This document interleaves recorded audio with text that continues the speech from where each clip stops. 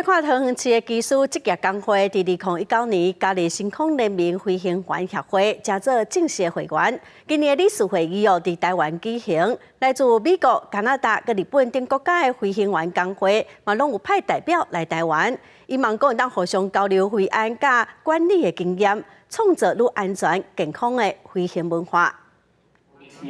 过60年，国际星空联盟飞行员协会 （ASAP） 执行理事会议31日台北举办，创下台湾飞行员组织头一摆主办国际重大会议纪录。技师工会从2019加入星空联盟成为正式会员后，就在今年成功争取到理事会议的主办权。 这是一件非常不容易的事情，我相信桃园市技师工会所做出的贡献与付出，各位贵宾也是有目共睹。民航组织的预估是要到2025年，但是我们预判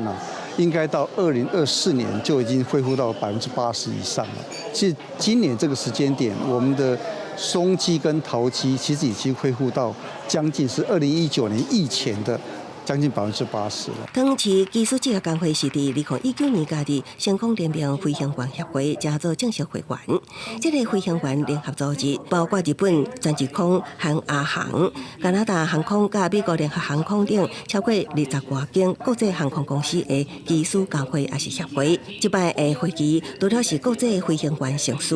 会议中会密切讨论全球飞行员遇到的挑战，进一步分享讨论出安怎增进飞行安全，促进飞行员专业提升，加改善飞行员劳动条件的宝贵经验。希望能够透过这个方式，能够让台湾走向国际之外。对于内部来讲的话，我们也